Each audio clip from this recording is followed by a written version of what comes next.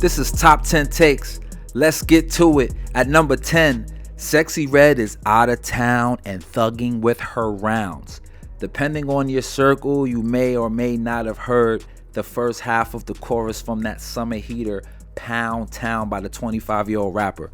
Sexy has received cosigns by everyone from Cardi B to Posty to the Little Mermaid, Hailey Bailey. Everyone is really digging the song.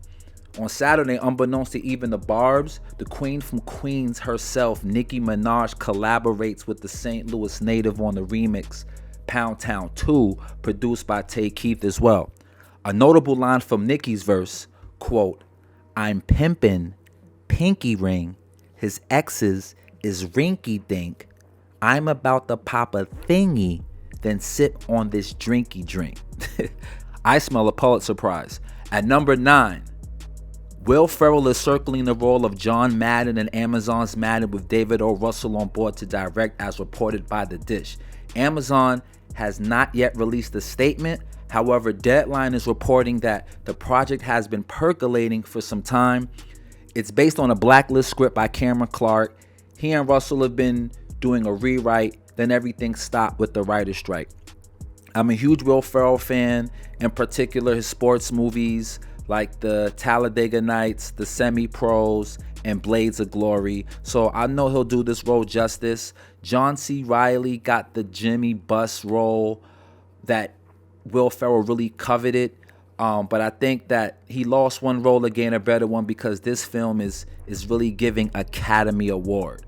A little bit about the man himself, John Madden. He served as the head coach of the Raiders from 69 to 78 and led them to 8 playoff appearances in the Super Bowl. At number 8, his name is Kodak Black, but when you see him, he's white. Golden Acres' own Bill K. Capri, professionally known as Kodak Black, has just released his last album with Atlantic Records entitled Pistols and Pearls. The LP is a follow-up to Yak's last album, Back for Everything, which debuted at number 2 on the Billboard 200 with 60,000 sales. Gunsmoke Town is the first video to drop, but Cutthroat Bill has blessed us with his acting debut in his new short film, The Dawn. The Dawn was written and directed by Yak himself, and it premiered at secret locations in Miami, New York, Atlanta, and Los Angeles on Friday.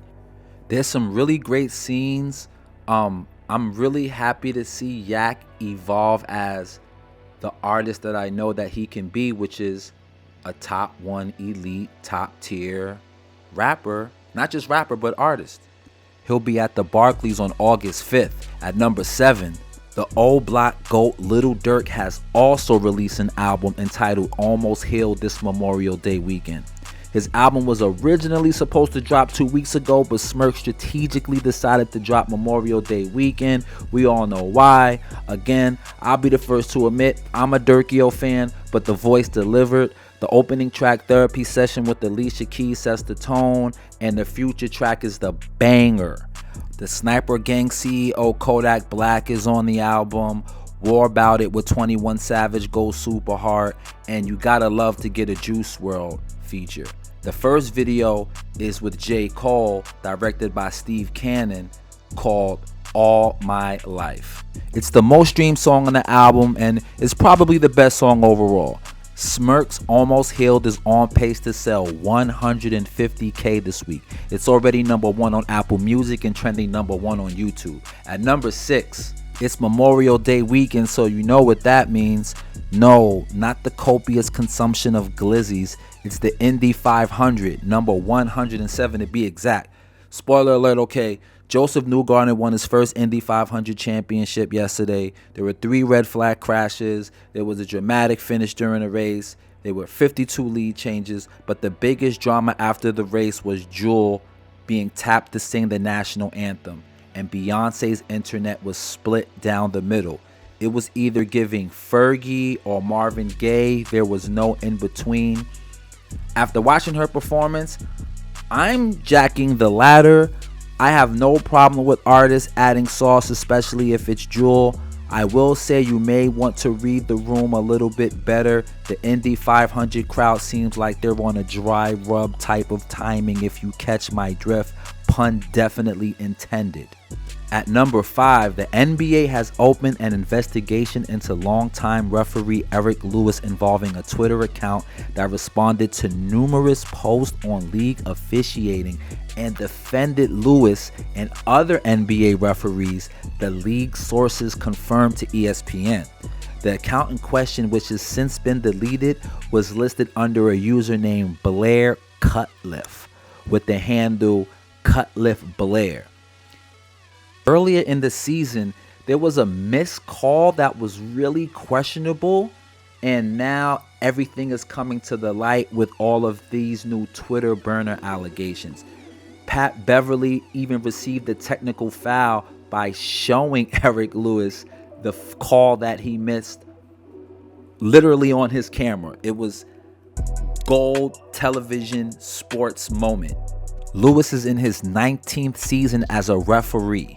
At number 4, there was no way we were going to have a top 10 on Beyonce's internet and not include the Houstonian herself. We all know about the Renaissance tour. People are donating kidneys and other vital organs just to attend. JK. But literally, Beyonce's Renaissance tour could out-earn Taylor Swift's era by $500 million. These estimates are based on the most optimistic assumptions, I will say, of the number of fans buying tickets at their concerts, and the ticket average is about $700.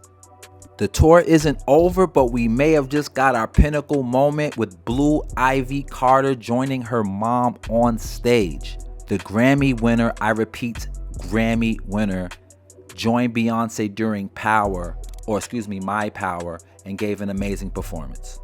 At number 3, Like Gra, Taylor Swift and Ice Spice collaborate on a remix of Midnight's Karma.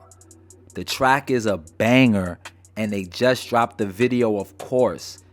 It's giving Wonder Woman vibes meets Marvel and DC Cinematic Universe. I'm here for it. I probably watched the video about 12 to 30 times this weekend.